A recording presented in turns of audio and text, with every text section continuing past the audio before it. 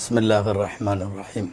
நபிகள் நாயகம் ஸல்லல்லாஹு அலைஹி வஸல்லம் அவர்களை அல்லாஹ் கண்டித்ததாக வரக்கூடிய இந்த வசனத்தை வைத்து மிக முக்கியமாக நீங்கள் காலமெல்லாம் பதித்து வைத்து கொள்ள வேண்டிய ஒரு செய்தி என்று சொன்னேன்.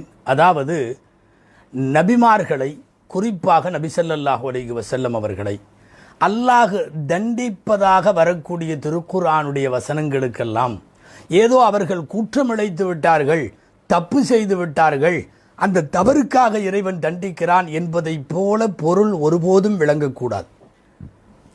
இஸ்லாத்தினுடைய வழிகட்ட பிரிவுகள் சில அப்படி விளங்கி வீணாகி போனார்கள் என்பது வரலாறு. நாம் இதை இப்படி புரியக்கூடாது. பொதுவாக ரொம்ப நெருக்கமானவர்கள் செய்யக்கூடிய சின்ன அதிருப்தி கூட அல்லாஹ் கண்டிப்பதற்கு காரணமாகிவிடும். அதுக்கு அர்த்தம் தவறு அல்ல, தப்பு செஞ்சாங்கன்னு அல்ல, பாவம் அல்ல, பாவிகளும் அல்ல.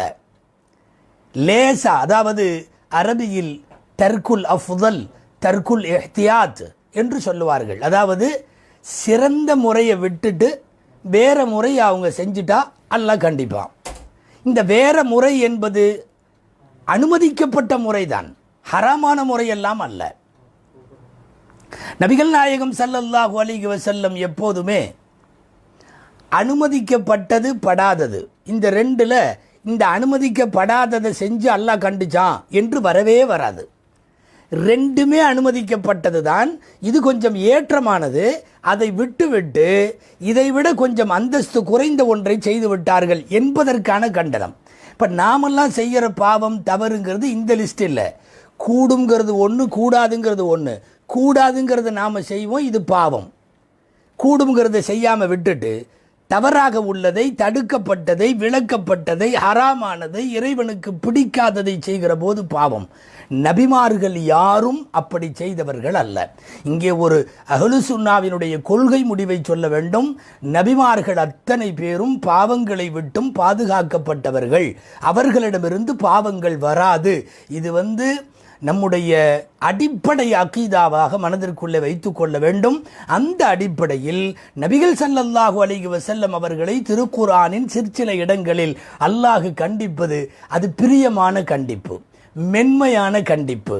அது இன்னும் கொஞ்சம் நல்லா பண்ணியிருக்கலாமே அப்படின்னு நாம் சொல்கிற மாதிரி உள்ள கண்டிப்பு தானே ஒழிய, பெருமானார் ஸல்லல்லாஹு அலைஹி வஸல்லம் அவர்களுக்கு அல்லாஹ் தருகிற கண்டனங்கள் வன்மையான கண்டனங்கள் அல்ல, அவைகள் மென்மையானவை. இனி அடுத்து, இந்த திருக்குர்ஆனில் இந்த சூரா இறங்குவதிலும் அந்த சஹாபியை பார்க்கிற போதெல்லாம் என்னையே அல்லாஹ் கண்டித்த சஹாபியே, உங்கள் விஷயத்தில் நீங்கள் வாங்க என்று அழைத்த போதெல்லாம் வேறு ஒரு மகத்தான உண்மை இந்த உலகத்திற்கு தெரிய வருகிறது. என்ன தெரியுமா? ஒருவேளை சில காஃபிர்கள் சொன்னது போல், சொல்வது போல், இஸ்லாமிய எதிரிகள் சித்தரிப்பது போல், விஷமிகள் விமர்சிப்பது போல், திருக்குர்ஆன் இறைவனும் இறக்கல, ஜிப்ரீலும் இறக்கல, முகம்மது தானாக சொன்னார் என்ற கருத்து உண்மையாக இருந்தால் அல்லாஹ் என்ன கண்டிச்சாங்கிற விஷயத்தை ரசூலுல்லாஹ் சொல்லியிருக்க வேண்டிய அவசியமே இல்லையே. ஏன்னா நான் என்ன பெருமைப்படுத்துகிற விஷயமா தானே பேசுவேன்.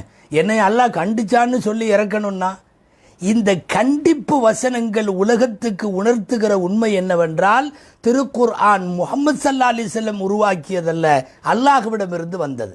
அவர்களே உருவாக்கி இருந்தால் அவர்களை பற்றிய கண்டனங்களை பதிவு செய்திருக்க மாட்டார்கள் என்பது லேசான யோசனை உள்ள அறிவுள்ளவர்களுக்கும் நிச்சயமாக புரியும். ஆக இந்த கண் தெரியாத சஹாபி அப்துல்லாஹ் இப்னு உம்மு மக்தூம் ரலியல்லாஹு அன்ஹு வரலாற்றின் இவ்வளவு பெரிய விஷயங்களுக்கும் அவர்கள் காரணமாக இருக்கிறார்கள். உடனே இப்படி நம்மள விஷயத்தில் அல்லாஹ் ரசூலுல்லாஹ்வையே கண்டிச்சிட்டான் அப்படின்னு சொல்லி கொஞ்சம் காலரை தூக்கி விட்டுக்கிற மாதிரி, பெருமைப்பட்டுக்கிற மாதிரி சஹாபி அல்ல இவர்கள். சொல்லப்போனால் இதையெல்லாம் பொருட்டாக அல்ல, ரசூலின் மீது உயிரினும் மேலான காதல் வைத்தவர்கள் இந்த கண் தெரியாத சஹாபி. கண்ணுள்ள நாமெல்லாம் வைக்கிற மஹப்பத்தை விட கண்ணில்லாத இவர்கள் வைத்த மஹப்பத்து ரொம்ப அலாதியானது. மதீனாவுக்கு ஹிஜ்ரத் பண்ணி போன உடனே இவங்களை தங்கிக்கிறதுக்கு, பராமரிக்கிறதுக்கு, ஒரு ஸ்பெஷலாக கவனிக்கிறதுக்கு ஆள் வேணும். ஒரு வீட்டில் தங்கியிருந்தாங்க ஸல்லல்லாஹு அலைஹி வஸல்லம். அந்த வீட்டில் வேலைக்கு இருந்த பெண்மணி ஒரு யூத பெண்மணி. அந்த யூத பெண்மணிக்கு என்ன வேலைன்னா, இவங்களுக்கு தேவையான ஹிதுமத் பணிவிடை எல்லாம் செய்யும் அந்த அம்மா. சாப்பாடாக்கி கொடுக்கறது, அது இது கவனிச்சுக்கிறது, துணிகளை துவைச்சி கொடுக்கறது. கண் பார்வையற்றவர் அல்லவா, இவருக்கு தேவையான எல்லா உதவிகளையும் செய்து வந்த யூத பெண் நல்லா கவனிச்சுக்கும். ஒரே ஒரு கெட்ட பழக்கம், அது யூதர்களுக்கே உள்ள கெட்ட பழக்கம். என்னன்னா, அல்லாஹ் ரசூலை கடுமையாக திட்டும், கடுமையாக விமர்சிக்கும். குறிப்பாக இந்த கண் தெரியாத சஹாபி அப்துல்லா இப்னு உம்மு மக்தூம் ரலியல்லாஹு அன்ஹு அவர்களுக்கு முன்னாலேயே ரசூலை பற்றி தரக்குறைவாக வார்த்தைகளை பேசும். எவ்வளவு நாள் பொறுத்துக்க முடியும்?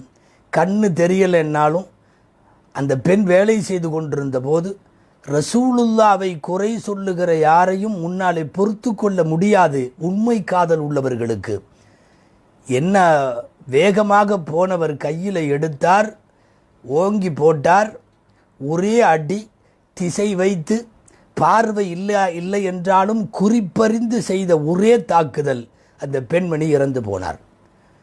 சுருக்கமாக சொல்றதுன்னா கொலை செய்து முடித்தார்கள். எம்பெருமானார் ஸல்லல்லாஹு அலைஹி வஸல்லம் அவர்களை அவர்களினுடைய தகுதியை தாழ்த்தி யார் பேசினாலும் எங்கள் உள்ளத்தால் சகிக்க மாட்டோம் என்கிற ரசூலுடைய காதலர்களின் பாலபாடத்திற்கு முன்மாதிரி அப்துல்லா இப்னு உம்மு மக்தூம் ரலியல்லாஹு அன்ஹு. கொலை பண்ணி போட்டு அந்த விஷயம் ரசூலுல்லாஹ்ட்ட தான் கடைசியில் வந்தது. அது வழக்காக வந்தபோது தெளிவாக சொன்னார், கானத் தஹ்திமுனி, எனக்கு எல்லா பணிவிடையும் அந்த அம்மா செஞ்சிட்டு இருந்துச்சு. ஆனால் ஒத்து உதி ஃபில்லாஹி வ ரசூலி, அல்லாஹ் ரசூல் விஷயத்தில் கடுமையான வார்த்தைகளை பேசி என்னை காயப்படுத்துச்சு. என்னால் எதை சகித்தாலும் அதை சகிக்க முடியாது என்று நபி ஸல்லல்லாஹு அலைஹி வஸல்லம் மீது நான் அவர்கள் கொண்ட காதலை சொல்லுகிறேன். பெருமானார் ஸல்லல்லாஹு அலைஹி வஸல்லமுக்காக இந்த உலகத்தில் என்ன வேண்டுமானாலும் செய்வார்கள். நபி ஸல்லல்லாஹு அலைஹி வஸல்லமுடைய மரியாதையில் இவங்க பார்வையற்றவங்கனால எந்த வகையிலையும் தாழ்ந்து போகலை. ஏறத்தாழ 13 யுத்தகலங்களுக்கு பெருமானார் மதீனாவை விட்டு வெளியிலே புறப்பட்டு செல்லுகிற காலமெல்லாம் மதீனாவில் ரசூலின் வேலைகளை கவனிக்கிற பிரதிநிதியாய் அப்துல்லா இப்னு மக்தூம் ரலியல்லாஹு அன்ஹு அவர்களை ஹலீஃபாவாக நியமித்து விட்டு போனார்கள் நபிகள் நாயகம் ஸல்லல்லாஹு அலைஹி வஸல்லம் அவர்கள். ரசூலுடைய எல்லா வேலைகளையும் உள்ளூரில் இருந்து ஒரு இஸ்லாமிய ஆளுநராக இருந்து பார்க்கறதுக்காக நியமிக்கப்பட்ட சஹாபி என்றால் அவர் எவ்வளவு திறமை வேண்டும், அல்லாஹ் ரசூலிடத்தில் அவருக்கான எவ்வளவு பெரிய மரியாதை இருந்திருக்க வேண்டும் என்பதெல்லாம் இங்கே சிந்திக்கத்தக்கவை. நபிகள் நாயகம் ஸல்லல்லாஹு அலைஹி வஸல்லம் அவர்களிடத்தில் நெருக்கம் பெற்ற இந்த சஹாபியின் மூலமாக ஏராளமான ஃபிக்ஹ் சட்டங்கள் நமக்கு கிடைக்கிறது. இவரை பற்றி பேசுகிறதுல முக்கியமாக ஷரியத் என்கிற ஃபிக்ஹ் சட்டங்கள் நிறைய இறங்கிறதுக்கு, சட்டம் ஏற்படுறதுக்கு இவங்க காரணம். அதை மாத்திரம் சொல்லி இந்த தொடரை நிறைவு செய்யலாம். ஒன்றாவது, ஷரியத் சட்டங்களில் இவர் எப்படி காரணமாகிறார்? ஒன்றாவது, ஜமாத்தோடு சேர்ந்து தொழுகிற தொழுகையின் முக்கியத்துவம். அப்துல்லா இப்னு உம்மு மக்தூம் ரலியல்லாஹு தஆலா அன்ஹு கேட்டதாக பல்வேறு ஹதீஸ் நூல்களிலும் வருகிறது. எனக்கு கூட்டிகிட்டு வர்றதுக்கு ஆள் இல்லை, என் வீடு பள்ளியிலிருந்து கொஞ்சம் வெளியே இருக்குது, குறுக்க பேரிச்சம்பழ தோட்டமெல்லாம் இருக்குது, என்னால் பள்ளிக்கு வர முடியல, நான் வீட்டில் தொழுகிறதுக்கு அனுமதி உண்டா என்று இவர்கள் கேட்க நபி ஸல்லல்லாஹு அலைஹி வஸல்லம் முதலில் சரி என்று சொல்லி பிறகு கேட்டார்கள், ஹல் தஸ்மஉல் அதான் ஹல் தஸ்மஉல் இகாமா, நீ அழைப்பு ஒளியை கேட்கிறாயா, பாங்கு சத்தம் காமத்து சத்தம் கேட்கிறதா என்றெல்லாம் கேட்க நபி ஸல்லல்லாஹு அலைஹி வஸல்லம் அவர் ஆமான்னு சொன்ன உடனே நபி ஸல்லல்லாஹு அலைஹி வஸல்லம் அனுமதி தரலை, நீங்கள் ஜமாத்துக்கு வந்து தான் ஆகணும்னு சொல்லிட்டாங்க. எல்லாம் கவனிக்கணும். வேறு சில அறிவிப்புகளில் இப்படி வருது, அஜிப் வலவ் ஹப்வன், அதாவது கால் இல்லாதவங்க சப்பானியாக நடந்து வருவாங்கள்ல, இடுப்பை தேய்த்து கொண்டு, அப்படி நடந்தாவது நீ ஜமாத்துக்கு வந்துரு என்று சொன்னதாக உள்ள அறிவிப்பு ஜமாத்தோடு சேர்ந்து தொழுவதன் முக்கியத்துவத்தை உணர்த்துகிறது. இவ்வளவு கடுமையாக தக்க காரணங்களை கூறி அவர் கேட்கிறார். நான் பள்ளிக்கு வராமல் ஜமாத்தோடு தொழுகாமல் வீட்டிலே தொழுகிறேன், நபி ஸல்லல்லாஹு அலைஹி வஸல்லம் அனுமதிக்கலை. சர்வ சாதாரணமாக இன்னைக்கு வீட்டிலேயே தொழுகிறத பழக்கமாக்கி கொண்டுக்கிற சொகுசு தொழுகையாளிகள் கொஞ்சம் இங்கே கவனிக்கணும். நபி ஸல்லல்லாஹு அலைஹி வஸல்லம் அனுமதி தரலை. இந்த ஃபிக்ஹ் சட்டங்களில் இவங்க எப்படி காரணமாகறாங்கன்னு பாருங்கள். பல்வேறு இந்த ஹதீஸை வைத்துக்கொண்டு ஆய்வு நடத்துகிற ஃபுகஹாக்கள் சொல்லுகிறார்கள், இல்லை இவ்வளவு கஷ்டம் ஷரியத்து கொடுக்காது. நபி ஸல்லல்லாஹு அலைஹி வஸல்லம் ஆரம்ப கட்டத்தில் இப்படி சொன்னது உண்மைதான், ஆனால் பின்னாட்களில் சஹாபியாக மற்றொரு நபித்தோழரான இத்பான் என்பவர், அவர் மூலமாக இந்த சட்டம் மாறிடுச்சு.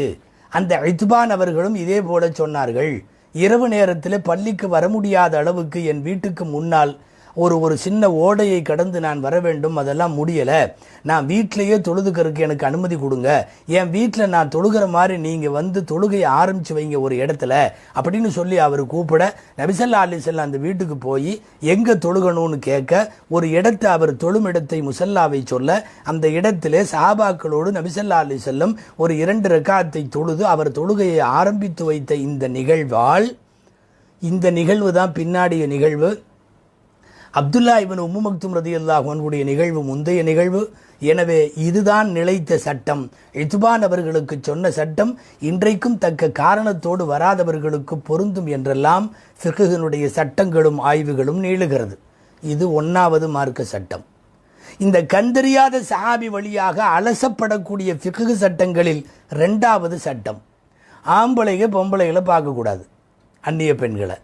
இப்போ அந்நிய பெண்கள் ஆண்களை பார்க்கலாமா? ஏன்னா ஒரு பக்கமாக தானே சொல்லப்படுது. அப்போ பெண்கள் மட்டும் ஆண்களை பார்த்துக்கலாமா? அப்படிங்கிற பிரச்சனைகளில் பெண்களும் தேவையில்லாமல் ஆண்களை பார்க்கக்கூடாது என்பதற்கு இந்த சஹாபி காரணமாகிறார். இவர் ஒரு தடவை ஸல்லல்லாஹு அலைஹி வஸல்லம் இருக்கிற இடத்துல வீட்டுக்குள்ளே நுழைய, அங்கே உம்மு சலமா ரலியல்லாஹு அன்ஹும் வேற ஒரு மனைவியும் இருக்கிறாங்க. உம்மு சலமாமா தான் இந்த ஹதீஸை சொல்கிறாங்க. இவர் வந்த உடனே உள்ளே போகாமல் மறையாமல் பர்தாவெல்லாம் இல்லாமல் அப்படியே உட்காந்துருந்தாங்க 2 பேரும். நபி ஸல்லல்லாஹு அலைஹி வஸல்லம் சொன்னாங்க, எஹ்தஜிபா, 2 பேரும் மறைஞ்சிக்குங்கம்மா, அவர் வர்றாருன்னு சொன்னாங்க.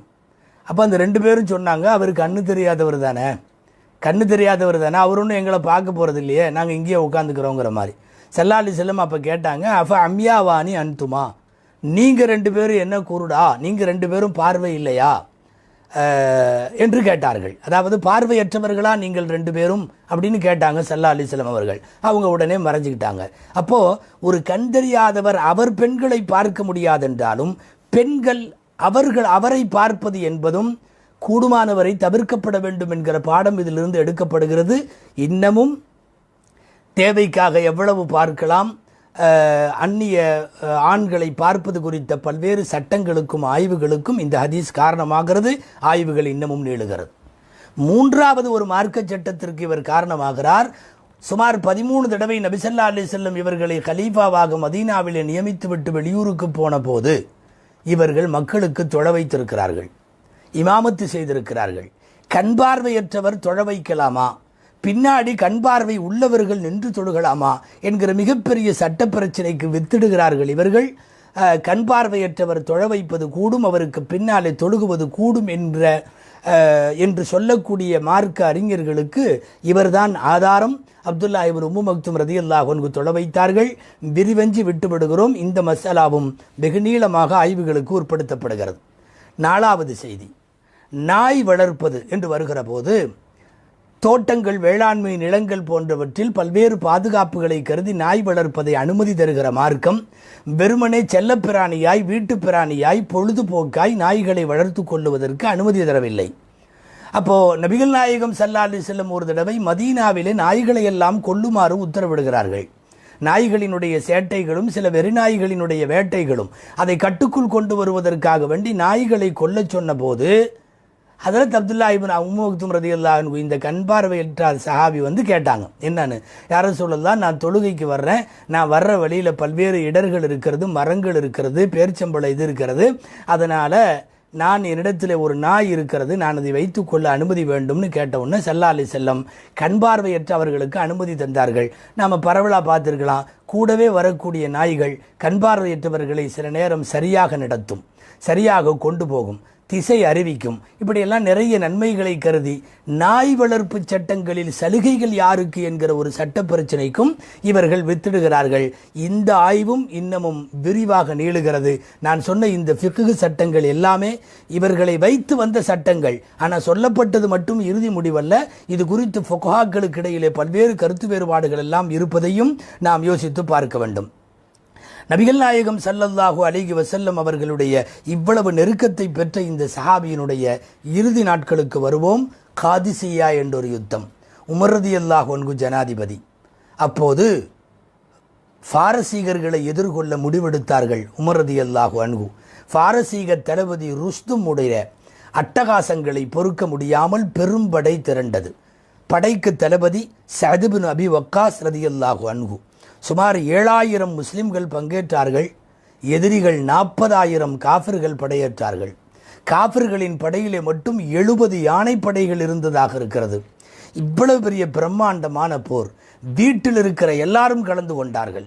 யாரெல்லாம் முடியுமோ அவர்களெல்லாம் பங்களிப்பு செய்தார்கள்.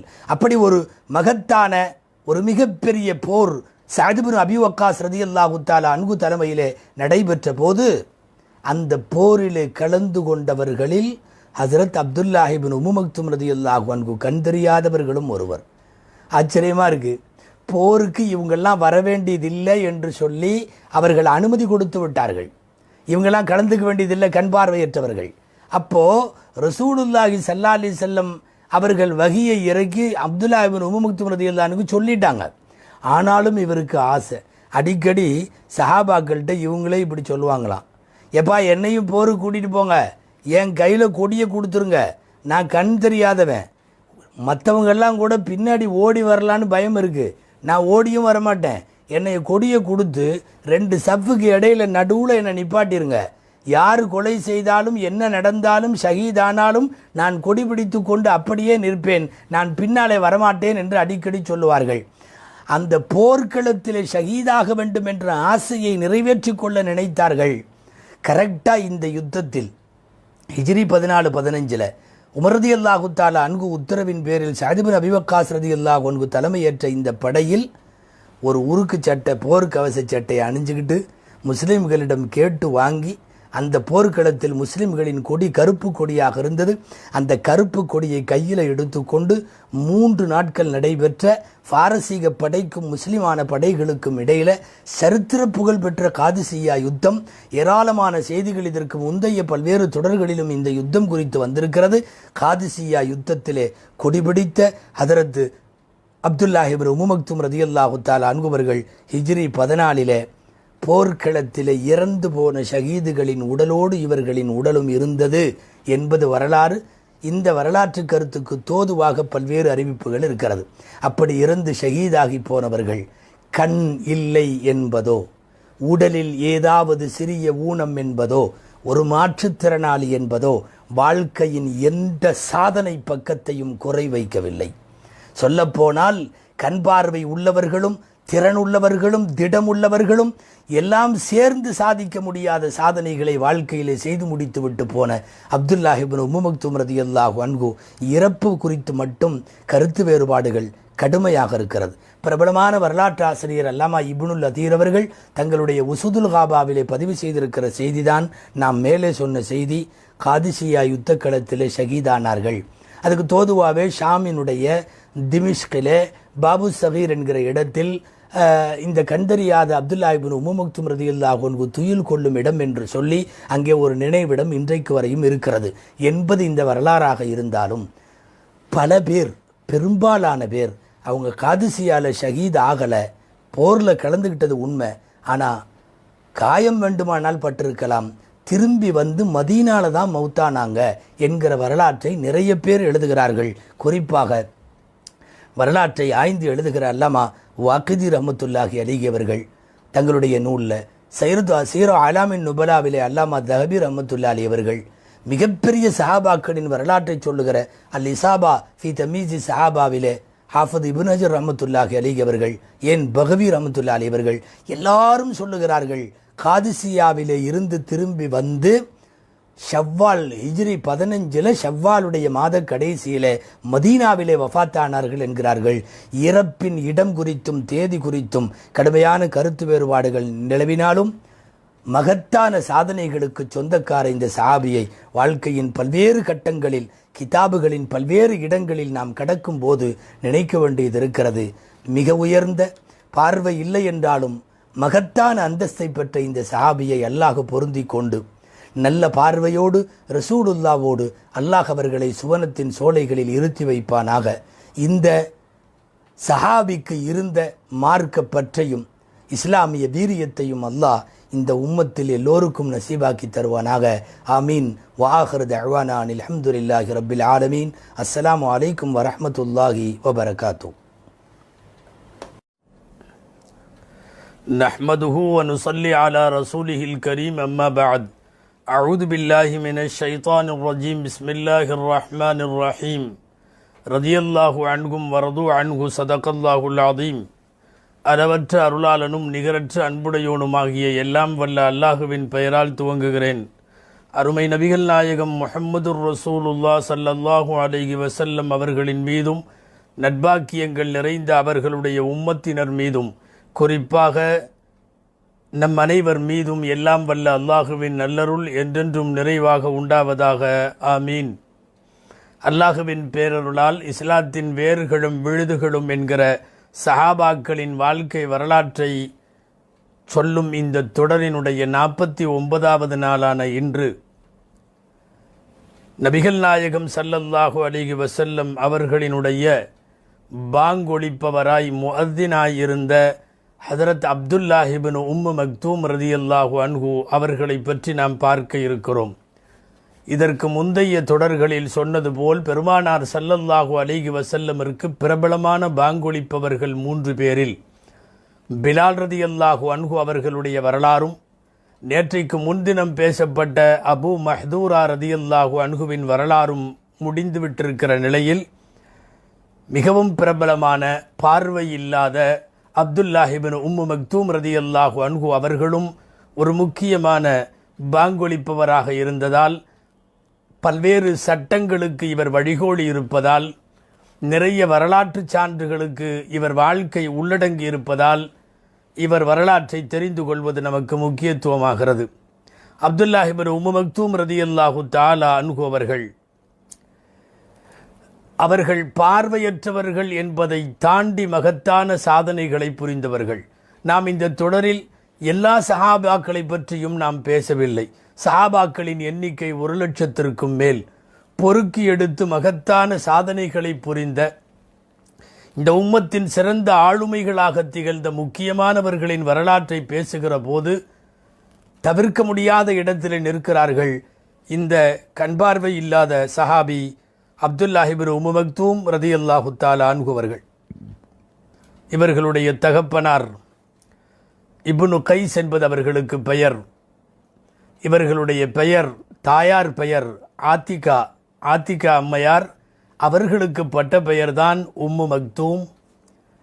நாம் பேசிக்கொண்டிருக்கிற இந்த சஹாபியின் பெயர் அப்துல்லா. பொதுவாக அரபுகள் 90 விழுக்காடு தந்தை பெயரோடு இணைத்து தங்கள் பெயரை எழுதுவார்கள் என்றாலும், ஒரு சில பேர் பிரபலமாக தங்கள் தாய் பெயரை இணைத்து எழுதுவார்கள். அந்த வரிசையில்தான் இந்த சஹாபி அப்துல்லாஹ் இப்னு உம்மு மக்தூம். உம்மு மக்தூம் என்பது அவர்களின் தாயை குறிக்கும். உம்மு மக்தூம் அவர்களுடைய மகன் அப்துல்லா. ஹதரத் அப்துல்லாஹ் இப்னு உம்மு மக்தூம் ரதியல்லாஹு தஆலா அன்ஹு அவர்கள் நபிகள் நாயகம் ஸல்லல்லாஹு அலைஹி வஸல்லத்திற்கு சஹாபி என்பது மட்டுமல்ல, குடும்ப வகையிலேயும் ஒரு சில உறவுகள் அவர்களுக்கு இருக்கிறது. முதலில் ஒரு செய்தி, இவர்களுடைய தந்தையோடு பிறந்த ஒரு பெண்ணிற்கு பெயர் ஃபாத்திமா ரதியல்லாஹு தஆலா அன்ஹா. இந்த ஃபாத்திமாவுடைய மகள்தான் ஹதீஜா அம்மையார். அதாவது நபிகள் நாயகம் ஸல்லல்லாஹு அலைஹி வஸல்லத்தின் மனைவி ஹதீஜா அம்மையாரினுடைய தாயாக இருக்கக்கூடிய ஃபாத்திமா அவர்கள் உம்மு மக்தூம் அவர்களுடைய தந்தையின் சகோதரி. அந்த அடிப்படையில் ஒரு நெருங்கிய உறவு வட்டமும் உண்டு. ஹதரத் அப்துல்லாஹ் இப்னு உம்மு மக்தூம் ரதியல்லாஹு தஆலா அன்ஹு ஆரம்ப கட்டத்திலேயே இஸ்லாத்தை தழுவியவர்கள் மட்டுமல்ல, நபிகள் நாயகம் ஸல்லல்லாஹு அலைஹி வஸல்லம் மதீனாவிற்கு போவதற்கு முன்னாலேயே ஹிஜ்ரத்திற்கு செல்ல, நாடு துறந்து செல்ல முஸ்லிம்களுக்கு அனுமதி கிடைக்கிற அந்த நேரத்தில் துவக்கத்திலேயே ஹிஜ்ரத்திற்கு போனவர்கள். மதீனாவிலே இருக்கிற தோழர் பர்ரா ரதியல்லாஹு தஆலா அன்ஹு அவர்கள் சொல்லுகிறார்கள், மக்காவில் இருந்து ரசூல் ஸல்லல்லாஹு அலைஹி வஸல்லம் வர்றதுக்கு முன்னாடி எங்கள்கிட்ட முதல்ல வந்தவங்கன்னு பார்த்தா ஒன்று முஸ்அப் இப்னு உமைர் ரதியல்லாஹு தஆலா அன்ஹு அவங்க வந்தாங்க. அதுக்கப்புறம் ரெண்டாவது அப்துல்லாஹ் இப்னு உம்மு மக்தூம் ரதியல்லாஹு அன்ஹு வந்தாங்க. இவங்க 2 பேரும் ஒரு நாளைக்கு பல தடவை மதீனாவிலே இருக்கிற மக்களுக்கு குர்ஆனை சொல்லிக் கொடுத்தார்கள், மார்க்க அறிவை சொல்லிக் கொடுத்தார்கள்.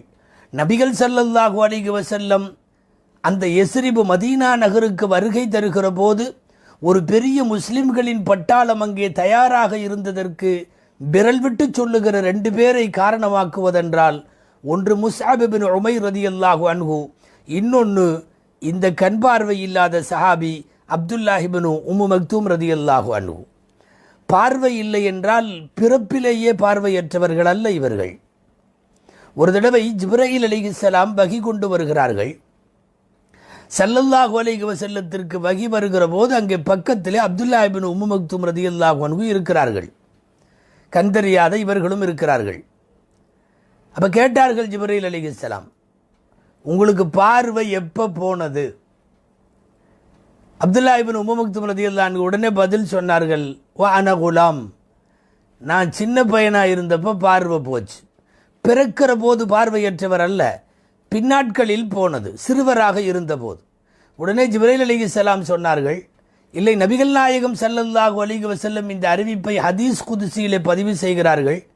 இதாமா அகத்து கரீமத்த அபுதி, என்னுடைய அடியானின் கண் பார்வையை நான் எடுத்துக்கொண்டால் லமஜித் லஹு பிஹா ஜஸாஅன் இல்லல் ஜன்னா, சுவனத்தை தவிர அவருக்கு வேறு எந்த கூலியும் இல்லை என்று அல்லாஹ் சொல்லுவதாய் நபிகள் நாயகம் ஸல்லல்லாஹு அலைஹி வஸல்லம் சொன்னார்கள். பார்வையற்றவர்களுக்கு இந்த உலகத்திலேயே ஏறத்தாழ நுழைவு சீட்டு கொடுக்கப்பட்டது போல அவர்கள் சுவனத்து சொந்தங்கள். உறுதியாய் சுவனம் செல்லக்கூடிய பேறு பெற்றவர்களில் பார்வையற்றவர்கள் அடங்குகிறார்கள் என்பது இந்த உலகத்தின் மிகப்பெரிய செல்வமாக இருக்கிற கண் பார்வையை இழந்தவர்களுக்கு எல்லாம் வல்ல அல்லாஹ் தருகிற அற்புதமான வாக்குறுதியாகும். ஹஜ்ரத் அப்துல்லாஹ் இப்னு உம்மு மக்தூம் ரலியல்லாஹு தஆலா அன்ஹு நபிகள் ஸல்லல்லாஹு அலைஹி வஸல்லத்திற்கு பாங்கொலிப்பவராக இருந்தார்கள். பிலால் ரலியல்லாஹு அன்ஹு அவர்களும் இவர்களும் ஏக காலத்தில் பாங்கொலித்திருக்கிறார்கள். சில நேரம் பிலால் ரலியல்லாஹு அன்ஹு பாங்கு சொல்லி அப்துல்லாஹ் இப்னு உம்மு மக்தூம் ரலியல்லாஹு அன்ஹு இகாமத்து சொல்லுவார்கள். இதற்கு மாற்றமாய் சில நேரம் அப்துல்லாஹ் இப்னு உம்மு மக்தூம் ரலியல்லாஹு அன்ஹு பாங்கு சொல்ல பிலால் ரலியல்லாஹு அன்ஹு காமத்து சொல்லுவார்கள். ரமலானுடைய காலங்களில் அதற்கு ஒரு தனி டைம் டேபிள் இருந்தது. உணவு உண்பதற்காக வேண்டி இரவிலே சொல்லப்படுகிற பாங்கை பிலால் ரலியல்லாஹு அன்ஹு சொல்லுவார்கள்.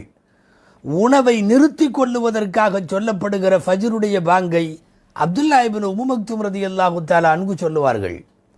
பிலால் ரலியல்லாஹு அன்ஹு பார்வை உள்ளவர்கள், எனவே நள்ளிரவிலே அவர்களால் சொல்ல முடியும்.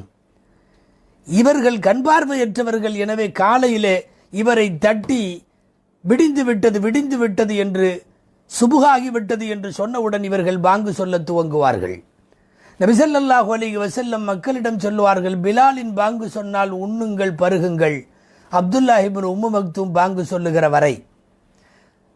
அதோடு ஃபஜ்ர் ஆரம்பமாகி விடுகிறது என்பது அதனுடைய கருத்து. நபிகள் நாயகம் ஸல்லல்லாஹு அலைஹி வஸல்லம் அவர்களிடத்தில் சபையிலே நெருக்கம் பெற்றிருந்தார்கள். பல சந்தர்ப்பங்களில் வகி வருகிற போது பக்கத்தில் இருந்த பெருமை இந்த பார்வை இல்லாத சஹாபிக்கு சொந்தம். ஒரு தடவை போருக்கு செல்பவர்களின் சிறப்பை பற்றி பேசுகிற குர்ஆன் வசனம் இறங்குகிறது. போருக்கு போனவர்களும் போகாமல் வீட்டிலே இருப்பவர்களும் சமமல்ல, போனவர்களுக்கான கூலி மகத்தானது. இந்த 2 பேரும் ஒருபோதும் சமமாக முடியாது. லா யஸ்தவில் காயிதூன மினல் முஃமினீன், வீட்டிலே உட்கார்ந்து கொண்டிருந்தவர்களும் அல்லாஹ்வுடைய பாதையிலே ஜிஹாது செய்தவர்களும் இந்த 2 பேரும் சமமல்ல என்ற ஆயத்து சபையிலே இறங்குகிறது. உடனடியாக அப்துல்லாஹ் இப்னு உம்மு மக்தூம் ரலியல்லாஹு தஆலா அன்ஹு அல்லாஹ்விடத்தில் கையேந்தி துஆ செய்தார்கள். அல்லாஹும்ம ரப்பி அன்சில் உதுரி, யா அல்லாஹ், என் போன்று போரிலே கலந்து கொள்ள முடியாத பார்வையற்றவர்கள், நோயாளிகள், குழந்தைகள், பெண்கள், இவர்கள் விஷயத்தில் தகுதியானவர்களுடைய அந்த காரணத்தை ஏற்றுக்கொண்டு இந்த ஆயத்தை சற்றே கொஞ்சம் நீ மாற்றித்தரலாமே என்று கேட்கிறார்கள். ஏன்னா இந்த ஆயத்து பொதுவாக பேசுது, வீட்டில் உட்கார்ந்து இருக்கிறவங்க அளவிட போருக்கு சென்றவர்களுக்கு கூலி அதிகம். வீட்டில் வேணும்ட்டே உட்கார்ந்துருந்தவங்க போகாமல் இருக்கிறவங்களுக்கு வேணா இது பொருந்தும். கண் பார்வையற்றவர்களுக்கு, நோயாளிகளுக்கு, வயதானவர்களுக்கு, பெண்களுக்கு, குழந்தைகளுக்கு, போரிலே கலந்து கொள்ள முடியாதவர்களுக்கு இது எப்படி பொருந்தும்? எனவே அல்லாஹ்விடத்தில் கேட்டார்கள். மிகப்பெரிய வரலாற்று அற்புதம் என்று சொல்ல வேண்டும், அல்லது இந்த பார்வையற்றவரின் பிரார்த்தனைக்கு அல்லாஹ்விடத்திலே இருந்த மரியாதை என்று சொல்ல வேண்டும். போன ஜிப்ரீல் போன வேகத்திலேயே திரும்பி வந்தார். வஹியின் அடுத்த கட்டம் ஒற்றை வார்த்தை இறங்குகிறது, கைரு உலி வரர், தக்க காரணத்தோடு வீட்டிலே இருப்பவர்கள் அல்ல அப்படின்னு ஒரு வசனம். அதாவது மேற்சொன்ன வசனத்தினுடைய விதிவிலக்கு இறங்குகிறது. போருக்கு போகாமல் வீட்டிலே இருப்பவர்கள் அந்தஸ்து குறைந்தவர்கள் என்பது எல்லாருக்கும் அல்ல, இந்த விதிவிலக்கு உள்ளவர்களுக்கு இந்த சட்டம் பொருந்தாது என்கிற ஒற்றை வார்த்தையை வகியாக திரும்ப கொண்டு வருகிறார்கள். இந்த ஒற்றை வார்த்தையை ஜிப்ரீல் அலைஹிஸ்ஸலாம் கொண்டு வந்ததிலிருந்து இங்கே கவனிக்க வேண்டிய முக்கியமான 2 அம்சம் உண்டு. ஒரு அம்சம், ஒரே ஒரு கண்பார்வையற்ற சஹாபி ரப்பிடத்திலே என் விஷயத்தில் இந்த ஆயத்து மாற்றப்பட வேண்டும் என்று கேட்கிற போது வான்மறையின் வசனம் மாறி நிற்கிறது என்பது இந்த மனிதருக்கு அல்லாஹ்விடத்தில் இருக்கிற மகத்துவத்தை வெளிப்படுத்துகிறது. ஒன்று. இதில் இன்னொரு அம்சம் என்னவென்றால், நபிகள் நாயகம் ஸல்லல்லாஹு அலைஹி வஸல்லம் அவர்களுக்கு வரக்கூடிய வஹியெல்லாம் பொதுவாக ஒரு சூறாவாக இருக்கும், சில ஆயத்துகளாக இருக்கும். சூரத்துல் அன்ஆம் போல் ஒரு ஜுசுவுக்கு ஒரே தடவை வஹி இறங்கி இருக்கிறது. பல சூறாக்கள் ஒரே நேரம் இறங்கி இருக்கிறது. 10 ஆயத்து 20 ஆயத்து இறங்கி இருக்கிறது. ஒரு ஆயத்து 2 ஆயத்து கூட இறங்கி இருக்கிறது. ஒரு ஆயத்தின் ஒரு துண்டு குர்ஆனில் வந்ததல்லவா? வரலாற்றாசிரியர்கள், முஹத்திஸீன்கள் இதைவிட சின்ன வகி வரல அப்படின்னு சொல்லுவாங்க. ஒரு சின்ன வகி, ஒரு விதிவிலக்கான ஒற்றை வார்த்தை, தக்க காரணம் உள்ளவர்களை தவிர என்ற இந்த வாசகத்தோடு ஒரு தடவை வகி வந்தது என்று சொன்னால் திருக்குர்ஆனின் ஆகச் சிறிய வகி என்பது இதுதான் என்பது இங்கே கவனத்திற்குரியது. இந்த சஹாபி சம்பந்தமாக ஏராளமான வரலாற்று செய்திகள் நடந்திருந்தாலும் ரொம்ப முக்கியமாக இவர் பெயர் கேள்விப்பட்டவுடன் எல்லாரினுடைய சிந்தனையிலும் வருகிற முதல்ல ஒரு செய்தி வரும். என்ன தெரியுமா? திருக்குர்ஆனில் ஒரு சூரா இறங்க அல்லது அந்த சூறாவின் பல வசனங்கள் இறங்க மிக முக்கியமான காரணம் இவர். நாமெல்லாம் அடிக்கடி ஓதுகிற அபஸ வ தவல்லா அன் ஜாஅஹுல் அஅமா வமா யுத்ரீக லஅல்லஹு யஸக்கா அவ் யذكரு ஃபதன்ஃபஅஹு الذிக்ரா, இந்த சூறாவினுடைய சுமார் 10க்கும் மேற்பட்ட, சில முஃபஸ்ஸிரீன்கள் சொல்லுகிறபடி 13 அல்லது 14 வசனங்கள் இவர் விஷயமாக திருக்குர்ஆனிலே இறங்கியது. சுருங்கச் சொன்னால் திருமறையின் ஒரு அத்தியாயம் இறங்க காரணமானவர் இவர். வேறு வார்த்தையில் இப்படியும் சொல்லலாம், மென்மையாக அல்லாஹ் அருமைநாயகம் ஸல்லல்லாஹு அலைஹி வஸல்லமை கண்டிக்கிறான். அந்த கண்டிப்பிற்கு காரணமான சஹாபி இவர். ஒரு தடவை நபிகள் நாயகம் ஸல்லல்லாஹு அலைஹி வஸல்லம் குறைஷி தலைவர்களோடு, குஃபார்களின் தலைவர்களோடு பேசிக் கொண்டிருக்கிறார்கள். எல்லா ஹதீஸ் நூல்களிலும் எல்லா தப்சீர்களிலும் விரிவாகவும் சுருக்கமாகவும் பல்வேறு கோணங்களிலும் எழுதப்பட்ட ஒரு முக்கியமான நிகழ்வு இது. நிகழ்வினுடைய மைய கதாநாயகர் இந்த சஹாபி அப்துல்லாஹ் இப்னு உம்மு மக்தூம் ரலியல்லாஹு அன்ஹு.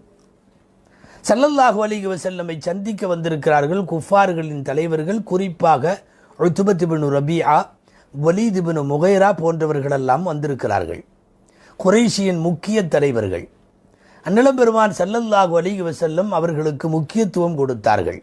அமர்ந்து பேசினார்கள், நிறைய விளக்கம் கொடுத்தார்கள், இஸ்லாமிய மாண்புகளை சொல்லிக் கொண்டிருந்தார்கள். நபி ஸல்லல்லாஹு அலைஹி வஸல்லமுடைய உள்ளத்தில் கொள்ளை ஆசை, எப்படியாவது இப்போ வந்திருக்கிற தலைவர்கள் மட்டும் ஈமான் கொண்டு விட்டால் அவ்வளவுதான், மக்கா இஸ்லாமிய வசமாகிவிடும், எதிர்ப்பில்லாத பூமியாய் மக்கா மாறிவிடும், சொல்லனா தொல்லைகளுக்கு ஆளாகி கொண்டிருந்த இந்த தொந்தரவுகள் முடிவுக்கு வந்துவிடும், இவர்களை எப்படியாவது மனசமாதானப்படுத்தி இவர்களை இஸ்லாமில் இணைத்து விட வேண்டும் என்கிற வேட்கையோடு நபி ஸல்லல்லாஹு அலைஹி வஸல்லம் பேசிக் கொண்டிருக்கிற போது கண்பார்வையற்ற உம்மு மக்தூம் ரலியல்லாஹு தஆலா அன்ஹு அவர்கள் வருகிறார்கள். வந்தவர்கள் மார்க்க விளக்கம் கேட்டார்கள் என்று வருகிறது. திருமறையின் சில வசனங்களை ரசூலுல்லாவிடத்தில் ஓத கேட்டார்கள் என்று வருகிறது. ஒரு முக்கியமான மீட்டிங் நடந்து கொண்டிருக்க முக்கிய தலைவர்களோடு நபி ஸல்லல்லாஹு அலைஹி வஸல்லம் பேசி கொண்டிருக்க, அவர்கள் காஃபிர்களானாலும் அந்த ஊர் தலைவர்கள் ஒரு முக்கியத்துவமான மீட்டிங்கில் வழக்கமாக தினந்தோறும் ஏன் ஒரு நாளைக்கு பலமுறை ரசூலுல்லாவிடமே இருக்கிற வருகிற வந்து போகிற அதிகம் கலந்துரவாடுகிற இவர் ஒரு மசாயிலை கேட்க இப்போது முன் வந்தபோது நபி ஸல்லல்லாஹு அலைஹி வஸல்லம் சற்றே அவரை தவிர்த்தார்கள். கடுமையான வார்த்தையெல்லாம் சொல்லலை. இப்போ இந்த மாதிரி ஒரு பொசிஷனில் நாம் இருந்தால் போ அந்த பக்கம் என்றெல்லாம் பேசியிருப்போம். நபி ஸல்லல்லாஹு அலைஹி வஸல்லம் அவர்களை தவிர்த்து விட்டு இவர்களுக்கு முக்கியத்துவம் கொடுத்தார்கள். அவர் கொஞ்சம் வருத்தத்தோடு அந்த இடத்திலிருந்து நகர்கிறார். யார்? கண்பார்வையற்ற சஹாபி அப்துல்லாஹ் இப்னு உம்மு மக்தூம் ரலியல்லாஹு தஆலா அன்ஹு. நபி ஸல்லல்லாஹு அலைஹி வஸல்லம் வேண்டுமென்றே இவர்களை தவிர்க்கவில்லை, புறக்கணிக்கவில்லை. எதிரிலே வந்திருப்பவர்களின் இஸ்லாம் முக்கியமானது. எனவே அவர்களுக்காக வேண்டி மும்முரமாக நபி ஸல்லல்லாஹு அலைஹி வஸல்லம் எடுத்துச் சொல்லுகிறார்கள். இந்த நிகழ்ச்சி நடந்ததுக்கு அப்புறம் இந்த கண்பார்வையற்றவருடைய உள்ளத்தில் ஏற்பட்ட வருத்தத்திற்கு அரிசின் கதவுகள் திறந்து வகி வருகிறது. ஜிப்ரீல் அலைஹிஸ்ஸலாம் அபஸவத்தவல்லா சூறாவை சுமார் 14 வசனங்களை இறக்கி கொண்டு வருகிறார்கள். அந்த கண் தெரியாதவர் வந்தபோது நபிகள் நாயகம் ஸல்லல்லாஹு அலைஹி வஸல்லம் அவர்களை தவிர்த்தார்கள், முகம் கடுகெடுத்தார்கள் என்றெல்லாம் சொல்லி அல்லாஹ் அருமைநாயகம் ஸல்லல்லாஹு அலைஹி வஸல்லத்தை சற்றே கடிந்து கொண்ட அந்த வசனம் இறங்குகிறது. இது ஒரு முக்கிய நிகழ்வு என்பதாலும் இந்த முக்கிய நிகழ்வின் கதாபாத்திரம் இந்த சஹாபி என்பதாலும் நாம் இதை சற்றே அலசி ஆராய்ந்துதான் முடிவுக்கு வர வேண்டும். முதல்ல ஒரு செய்தி, ஸல்லல்லாஹு அலைஹி வஸல்லம் இந்த சஹாபியை ஏன் கண்டிச்சாங்க, ஏன் தவிர்த்தாங்க, ஏன் புறக்கணிச்சாங்க? மற்றவர்கள் வந்தபோது அவர்களுக்கு தரப்படக்கூடிய முக்கியத்துவம் இவர் இடையில வந்த உடனே நபி ஸல்லல்லாஹு அலைஹி வஸல்லம் கொஞ்சம் அனுசரிச்சிருக்கலாமே என்றெல்லாம் இந்த சம்பவங்களை கேட்கிற போது நமக்கு சிந்தனை வரலாம். சில விஷயங்கள் முக்கியமாக கவனத்திற்குரியது. ஒன்று, இவர் நபி ஸல்லல்லாஹு அலைஹி வஸல்லமுடைய பார்வையில் இவர் அப்படி கேட்காம தவிர்த்திருக்கலாம். காரணம் என்னன்னா, கண் பார்வை தான் இல்லை, இவருக்கு செவிப்புலன் நல்ல கூர்மையாக இருக்கிறது. பொதுவாக பார்வை இல்லாதவர்களுக்கு வேறு பல திறமைகளை இறைவன் பன்மடங்காக்கி விடுவான். அதனால்தான் எக்கச்சக்கமான ஹாஃபிஸ்கள், குர்ஆனையும் ஹதீஸுகளையும் மனப்பாடம் செய்தவர்கள் கண் தெரியாதவர்கள் என்பது மட்டுமல்ல, ஹதீஸு கிதாபுகளை உருவாக்கி தந்த நிறைய பேர், லட்சம் ஹதீஸுகளை தாண்டி மனப்பாடம் செய்த நிறைய பேர் கண் பார்வையற்றவர்கள். அது தனி விஷயம், பிறகு ஒரு நாள் அதை விவாதிப்போம். இவருக்கு நல்லா காது கேட்கும். இப்போ யாரோ வந்திருக்காங்கங்கிறது தெரியும், ரசூல் ஸல்லல்லாஹு அலைஹி வஸல்லம் பேசிகிட்டு இருக்காங்க முக்கியமாங்கிறது தெரியும். இவர் நினைத்திருந்தால் நம்ம எப்பவும் வர்றவங்க தானே, அவங்க பேசி முடிச்சுட்டு போகட்டும், நம்ம அப்புறம் கேட்டுக்கலாமேன்னு இருந்திருக்கலாம். ஆனால் வந்து பேச்சுக்கு இடையிலே குறுக்கிட்டதால் நபி ஸல்லல்லாஹு அலைஹி வஸல்லம் சற்று அவர்களை புறக்கணிக்க வேண்டியதாயிற்று. இப்படிங்கிறது ஒரு கோணம். நபி ஸல்லல்லாஹு அலைஹி வஸல்லம் கண்டிப்பதற்கு இன்னொரு கோணம் என்னன்னா, எந்த ஒரு இடத்திலையும் முக்கியம் ஒன்று இருக்கிறது, மிக முக்கியம் என்று ஒன்று இருக்கிறது. அப்துல்லாஹ் இப்னு உம்மு மக்தூம் ரலியல்லாஹு அன்ஹு அவர்கள் ரசூலுடைய பார்வையில் முக்கியம் இல்லாமல் இல்லை. அதாவது இவங்கெல்லாம் ரொம்ப சீப்பு, இவங்கெல்லாம் ரொம்ப தாழ்ந்தவர்கள், இவங்கெல்லாம் லோ கிளாஸு, இப்போ வந்திருக்கிறவங்கெல்லாம் விஐபிகள், நம்ம விஐபிகளை கவனிப்போம், சில விருந்துகளில் புறக்கணிக்கப்படுகிற ஏழைகளை தள்ளிவிடப்படுவது போல அல்ல. நபி ஸல்லல்லாஹு அலைஹி வஸல்லமுக்கு இவங்களும் முக்கியம், ஆனால் வந்திருப்பவர்கள் மிகவும் முக்கியம். ஒரு முக்கியமும் மிகவும் முக்கியமும் சந்திக்கிற போது மிக முக்கியத்திற்கு முக்கியத்துவம் கொடுக்கப்பட வேண்டும். அந்த அடிப்படையில் நபி ஸல்லல்லாஹு அலைஹி வஸல்லம் அவர்களுக்கு முக்கியத்துவம் கொடுத்தார்கள். இனி இன்னொரு கோணம், அப்படி ரசூலுடைய பார்வையில் அவர்கள் செய்தது சரி என்றால் எதனால் அல்லாஹ் கண்டிக்க வேண்டும்? அல்லாஹ் கண்டித்ததற்கு என்ன காரணம்? ஒன்று, கண்டறியாத இந்த சஹாபியினுடைய உள்ளத்தினுடைய வருத்தத்திற்கு இறைவன் ஒரு மயிலிறகால் மருந்து தடவுவதற்கு முயற்சிக்கிறான். அவருடைய உள்ளத்திற்கு ஆறுதல் சொல்ல இறைவன் நபிகள் ஸல்லல்லாஹு அலைஹி வஸல்லத்தை மென்மையாக கண்டிக்கிறான். இன்னொன்று, ஒரு வகையில் தோற்றத்திலே பார்க்கிற போது ஏழைகளை தள்ளி நிறுத்திவிட்டு பணக்காரர்களை முக்கியத்துவப்படுத்துவது போன்ற ஒரு வடிவம் இங்கே தெரிவதால் உம்மத்திலே யாரும் எந்த காலத்திலும் முஸ்லிம்கள் இப்படி செய்துவிடக்கூடாது என்கிற முன்மாதிரியை ரசூலை வைத்துத்தான் அல்லாஹ் பாடம் நடத்த வேண்டும் என்பதால் இந்த நிகழ்ச்சி நடைபெற்றிருக்கலாம். இந்த நிகழ்ச்சிக்கு பின்னாலே நபி ஸல்லல்லாஹு அலைஹி வஸல்லம் அவர்கள் எப்போது பார்த்தாலும் எப்போது வந்தாலும் அப்துல்லா இப்னு உம்மு மக்தூம் ரலியல்லாஹு அன்ஹு வந்துவிட்டால் நபி ஸல்லல்லாஹு அலைஹி வஸல்லம் சொல்லுவார்களாம், மர்ஹபம் பிமன் ஆத்தபனி ஃபீஹி ரப்பி, வாங்க வாங்க, யார் விஷயத்தில் அல்லாஹ் என்னையே கண்டிச்சானோ அந்த சஹாபியே வாங்க வாங்க என்று கூப்பிடுவார்களாம் ஸல்லல்லாஹு அலைஹி வஸல்லம். இங்கே ஒரு